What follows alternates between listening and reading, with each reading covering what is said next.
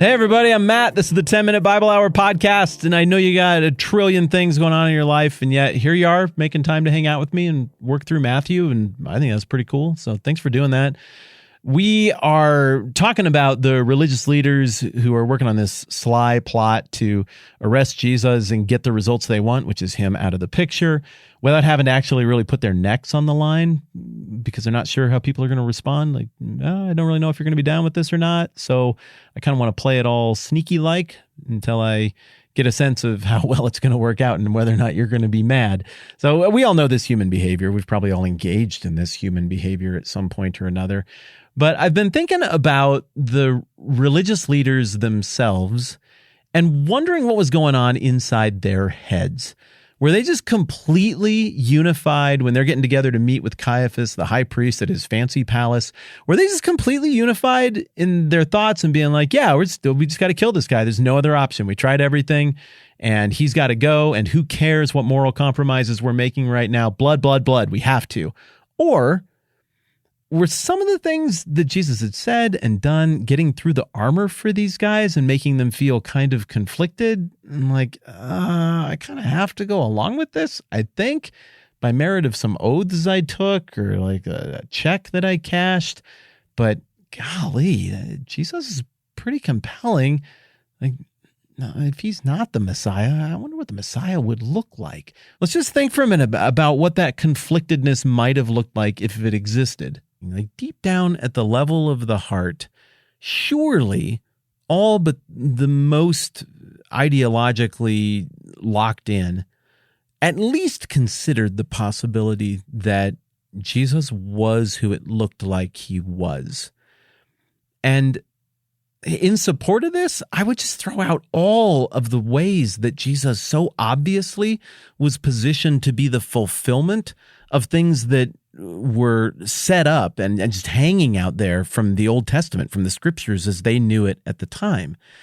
He is increasingly looking like he's the fulfillment, the completion of the Passover here during Passover week over in John 2, I think. I'm going all the way back to high school to remember that. I think, behold the Lamb of God who takes away the sins of the world. That's John 2, right? It's something like that. I mean, he's the Lamb of God who takes away the sins of the world. It's Passover week. Did some of these religious leaders deep down consider that Jesus might have been the completion, the dun-dun to the bun-dun-dun-dun-dun that was just hanging out there from the Old Testament that was the entire sacrificial system? Those sheep that got sacrificed, the goats got sacrificed in the Old Testament, like, come on, they didn't solve human depravity and brokenness and the fallenness of the world. Stuff stayed broken and depraved and fallen. It was obviously set up to illustrate something, to point to something that was coming in the future, to demonstrate a temporary staying of the righteous wrath and judgment of God.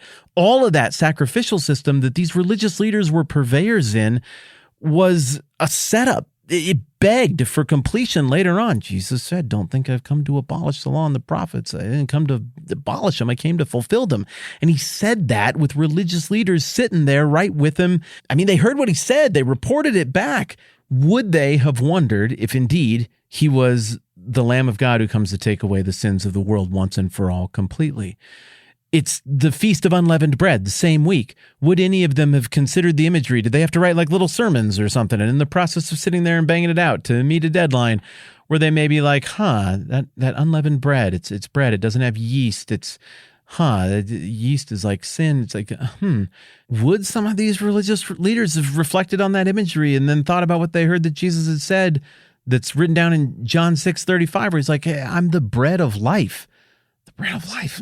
The imagery seems to overlap, and the manna and the desert and all of that stuff. Is it possible that the whole Old Testament is pointing toward this guy who we're plotting to murder? Is it possible that some of them secretly started to look at the impotence and flailing and position of weakness and just how compromised the role of the high priest was? I mean, quietly, did they think to themselves, the high priest is not even really a Levite anymore. It's just a political stool pigeon appointed by Rome. I mean, the process isn't even right. This thing's a farce. The emperor has no clothes. How long is it going to be before everybody figures this out? But it seems like Jesus, he's like actually what the high priest is supposed to be. this go-between, this mediator between God and men. And as you and I talked about a little bit in a few conversations ago, it's not hinted at heavily in Hebrews. Like the whole middle chunk of Hebrews, like really the whole book of Hebrews is advancing the idea that Jesus is the actual high priest. This is what it actually looks like. He is the fulfillment and the completion of that role. And when you contrast it with the impotence of that role of high priest that we see in the final years leading up to the destruction of the temple in 70 AD, you can see that Jesus in the truest, realist, most eternal, going all the way back to the beginning sense, even before all of the Levite and Levitical stuff, he's what this is actually supposed to look like.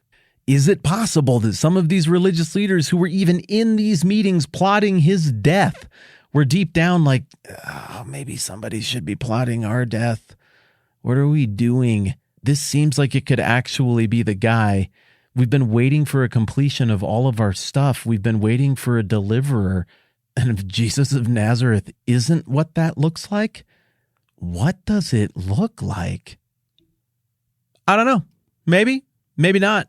Maybe every single person who went to every one of these meetings just had angry eyebrows that went down in the middle, and they were as unsophisticated and unflinching in their thought loyalty as you could possibly hope for.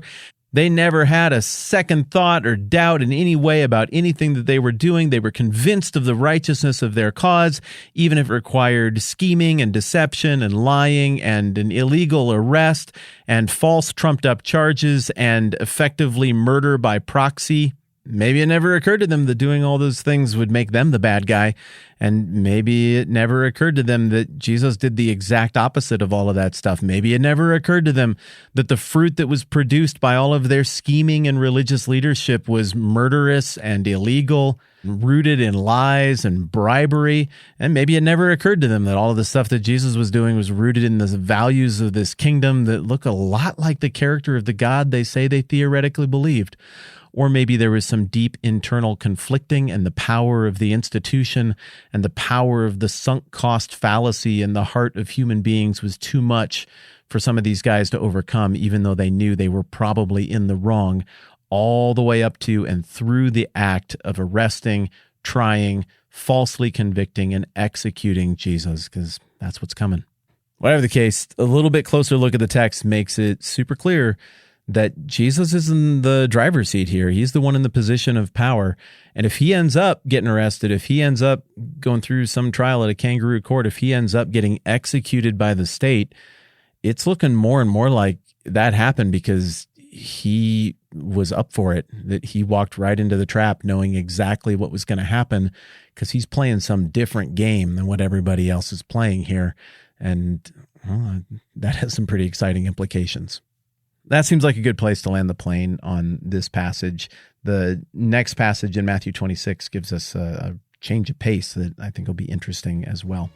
All right. Thanks for hanging out with me. I'm Matt. This is the 10-Minute Bible Hour podcast. Let's do this again soon.